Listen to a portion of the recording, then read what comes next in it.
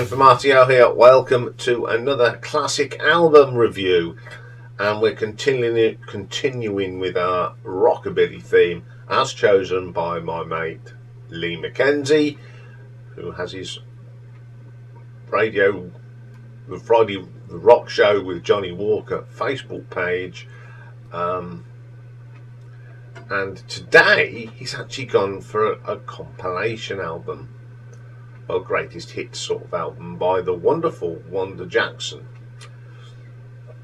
Now, Wanda Jackson, born October 20th, 1937, and she released records from the 50s right up to the 21st century.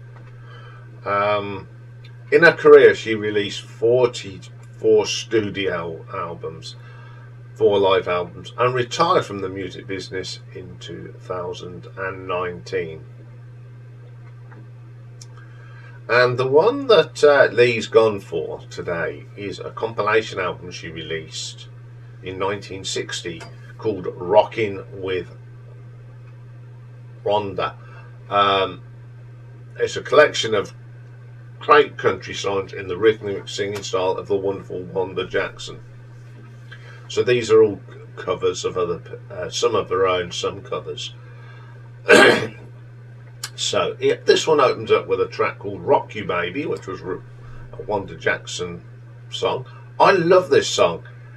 You know, at the time you got all these great rock and roll, rockabilly male singers, Johnny Burnett, Gene Vincent, Elvis himself, and in the rock and roll we had Chuck Berry and Jerry Lee.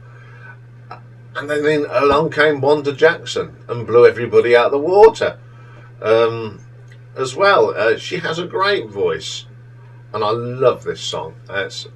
She really gives it 110% on that one. It's a short track, but boy does she sing, and as I say, she's got a good set of lungs.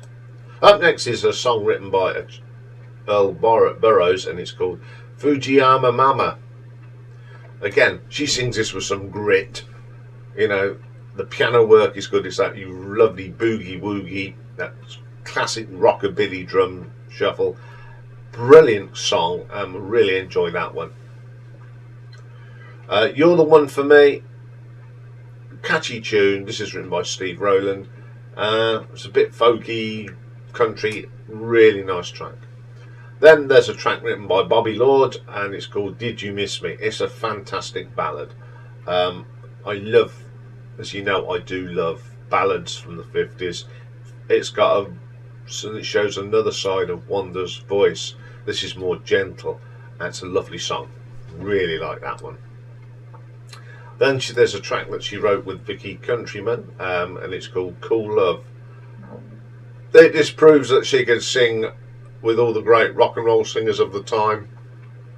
What a vocal. Absolutely killer track that is. Then we have a track written by May Bohr and Axton, Tommy Durden and Glenn Reeves, and it's called Honey Bop. Actually one of my favourite songs that Wanda Jackson recorded. You could even imagine someone like Elvis singing this, and Jerry Lee. It's just a fantastic rock and roll, rockabilly song. Okay, then we have a track written by Danny Barker and Don Ray, and it's called Hot Dog Made Him Mad. Great track, fantastic vocal again by Wanda, and it's got that wonderful shuffled drum beat that you associate with rockabilly music. Up next is A Baby Loves Him, which is a Wanda Jackson song. Just a great track, fantastic vocal, one of Wanda's best vocals on this album. The drumming may be simple, but it's so quality, and it really rolls the song along. Then we have another Wanda song, and it's called Mean Mean Man. Favourite track on here. Wanda owns this track. It's got a lovely melody. She really bellows the vocal out. Strong track. You Turned to a Stranger, a Freddie Franks song. Very country. Countryside of rockabilly, where it gets its name from, of course. It's very gentle.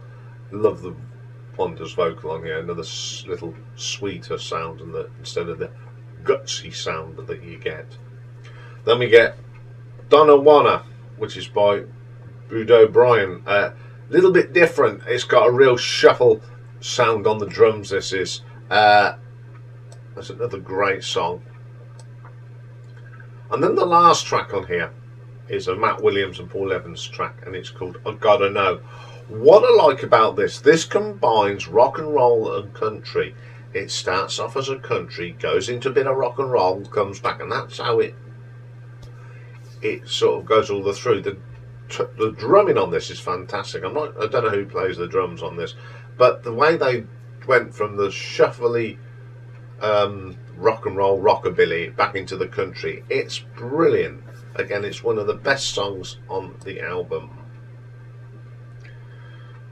So what do the critics think of it? Now, AllMusic gave the album a rating of 4.5 stars, and the reviewer Richie Uttenberger called it an absolutely the best collection of Wanda Jackson rockabilly recordings and a leading candidate of the best female rock and roll singer of the 1950s and 60s. They said it's the album. He compared it that it was the female version of Elvis, and you can understand why it was a very popular album amongst rockabilly fans. Okay, now Lee said to me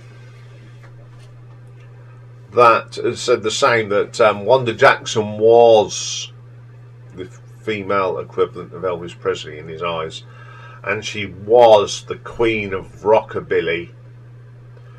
And she's still with us now, and which is great. And Lee just says she is a very important figure in rockabilly and rock and roll. She was one of the first female singers to break through in the genre, and I can see why Lee said this. I mean, I agree with him. She is the female Elvis. She had such a powerful voice, and she deserved to have the title of the Queen of Rockabilly in my books. I'll be looking at doing some more on Wanda, probably for a future Ladies' Day. So well, it won't be the last time we talk about Wanda. So I'm going to give this an RTO ranking of 7.3. Next week, it's gone for a band that was a part of that rockabilly revival back in the early 80s. I'm sure you know who it is, so that'll be next week. Anyway, we've got an extra video to do today because it's a certain person's birthday. It is a great friend of mine now.